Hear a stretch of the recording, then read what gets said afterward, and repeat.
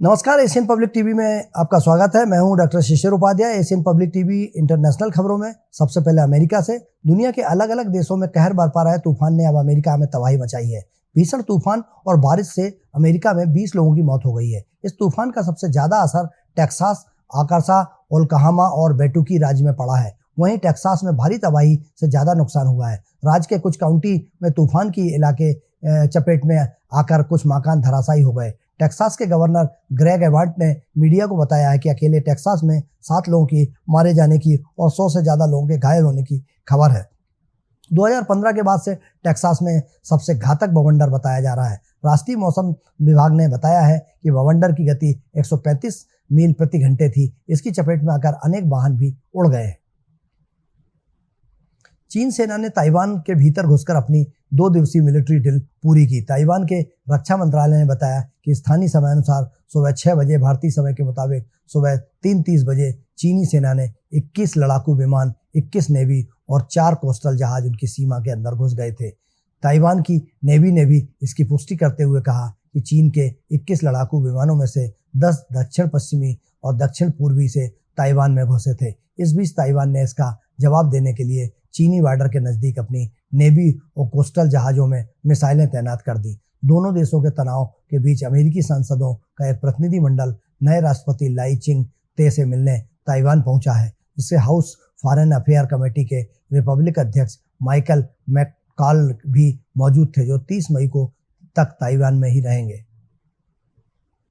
Israel के प्रधानमंत्री Benjamin Netanyahu ने गाजा में रफा शहर पर हमले में 45 फिलिस्तीनियों की मौत पर पहली प्रतिक्रिया दी है। नेतन्याहू ने कहा है कि गाजा के सबसे दक्षिण शहर रफा पर हुए हमले में विस्थापित फिलिस्तीनियों का मारा जाना भयानक गलती है। इस घटना के लिए अंतर्राष्ट्रीय जगत में इजराइल की खूब निंदा हो रही है। हमास द्वारा संचालित स्वास्थ्य मंत्रालय के अनुसार इजरायली हमले में कम से कम 45 लोग मारे गए हैं, सैकड़ों अन्य घायल हो गए हैं। इजरायली संसद में नेतन्याहू ने कहा कि यह महत्वपूर्ण है कि इजराइल गाजा में लड़ाई में फंसे नागरिकों की सुरक्षा के लिए हर संभव सावधानी बरते। हालांकि उन्होंने यह भी कहा कि इजराइल की सेना ने हर संभव कोशिश की है कि इस लड़ाई का शिकार आम लोग ना बने। दुनिया की सबसे ऊंची चोटी माउंट एवरेस्ट पर जाम लग गया है। एक साथ 200 पर्वतारोही 8,790 मीटर की ऊंचाई पर साउथ समिट और हिलेरी स्टेप पर पहुंच गए। 8,884 मीटर ऊंचाई वाला माउंट एवरेस्ट यहां से 200 फीट की दूरी पर है। भीड़ जमा होने के कारण यहां बर्फ का एक हिस्सा टूट गया। इस दौरान 6 पर्वतारोही वहां फंस गए। हालांकि इनमें से 4 लोग रस्सी के सहारे वापस ऊपर आने में कामयाब रहे। वहीं 2 पर्वतारोही, एक ब्रिटिश और एक नेपाली, हजारों फीट नीचे गिरकर बर्फ में दब गए। नेपाल के टूरिज्म अधिकारियों ने बताया कि दोनों लोग 15 पर्वतारोहियों के ग्रुप का हिस्सा थे, जो एवरेस्ट की चढ़ाई कर रहे थे। बर्फ का एक हिस्सा टूटने से वे साउथ समिट की तरफ गिर गए। इसे पहाड़ी का डेथ जोन कहा जाता है, जहां ऑक्सीजन लेवल बेहद कम होता है। पाकिस्तान के पंजाब प्रांत के सरगोधा जिले में ईश निंदा का आरोप लगाकर ईसाई समुदाय के लोगों पर हमला किया गया। इस अल्पसंख्यक समुदाय के लोगों की फैक्ट्री और घर जला दिए गए। इस हिंसा के विरोध में ईसाइयों ने सड़क पर उतरकर विरोध प्रदर्शन किया। इस हमले में आरोपी 33 संदिग्धों को गिरफ्तार किया गया है। साथ ही धार्मिक पुस्तक का अपमान करने के आरोपी को न्यायिक हिरासत में जेल भेजा गया है। इस दौरान ईसाई समुदाय के लोग घायल हो गए। 10 पुलिसकर्मी भी जख्मी हुए हैं। पंजाब पुलिस में दिए बयान के अनुसार सरगोधा की हिंसा में अब तक 44 संदिग्ध लोगों को गिरफ्तार किया गया है, जिसमें 33 लोगों को न्यायिक हिरासत में जेल भेज दिया गया है। पुलिस की दर्ज एफआईआर के अनुसार एक बुजुर्ग ईसाई नाजिर मसीही के निवास और जूता फैक्ट्री के आसपास भीड़ इकट्ठा हो गई। भीड़ ने उन पर कुरान के अपमान का आरोप लगाया। पोप फ्रांसीसी पर समलैंगिक पुरुषों को लेकर अभद्र टिप्पणी करने का आरोप लगा है।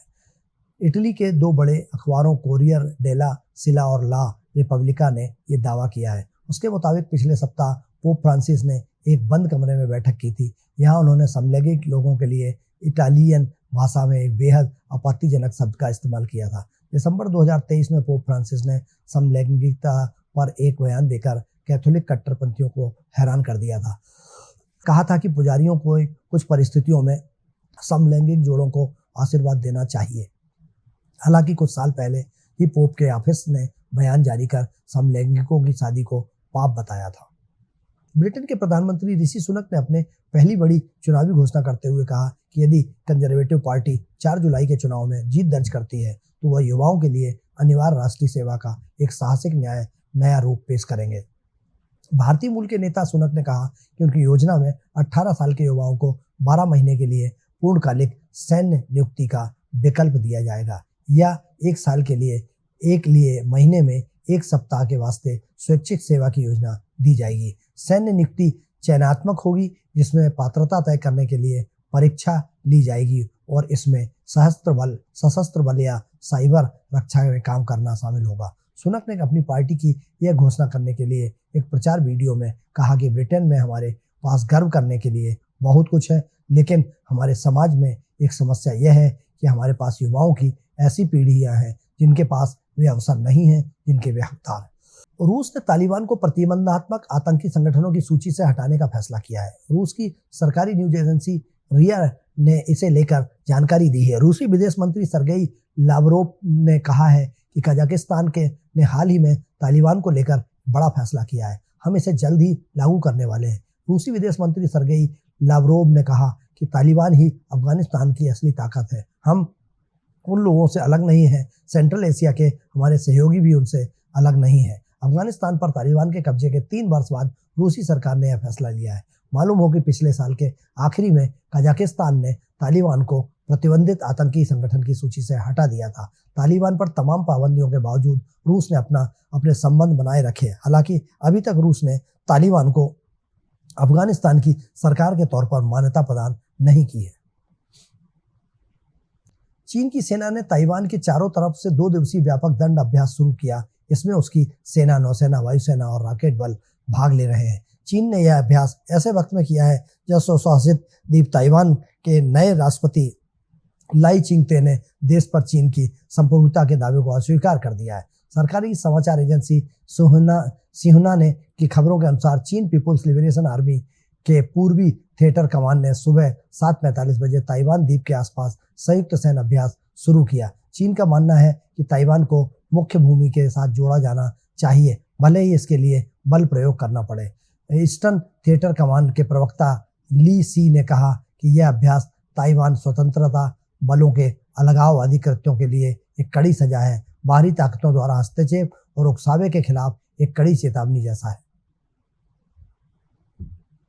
शिकागो के ओहारे अंतर्राष्ट्रीय हवाई अड्डे पर यूनाइटेड एयरलाइंस के एक विमान को उड़ान रोकनी पड़ी। दरअसल विमान के एक इंजन में आग लग गई थी। यह घटना कैमरे में कैद हो गई, जिसमें विमान के विंग से धुआं निकलते हुए देखा जा सकता है। यूनाइटेड फ्लाइट 2091 का इंजन उस समय आग की लपटों में घिर गया जब वह दोपहर के 2 बजे सिएटल के उड़ान भरने वाला था। फेडरल एविएशन और यूनाइटेड एयरलाइंस के अलग अलग बताया है कि घटना टैक्सीवे पर घटी, जिसके बाद विमान में 148 यात्रियों और चालक दलों के 5 सदस्यों को बाहर निकाला गया। विमान के अंदर बैठे एक यात्री ने इस घटना का वीडियो बनाया जो अब सोशल मीडिया पर भी वायरल हो रहा है। इस दौरान यात्री ने घटना का विवरण भी दिया। उन्होंने कहा, मुझे अपनी खिड़की पर कुछ महसूस हुआ, जब मैंने देखा तब इंजन से आग लगी हुई थी और धुआं निकल रहा था। एशियन पब्लिक टीवी पर इंटरनेशनल खबरों में इतना ही। आप बने रहिए एशियन पब्लिक टीवी पर। मुझे दीजिए इजाजत। नमस्कार।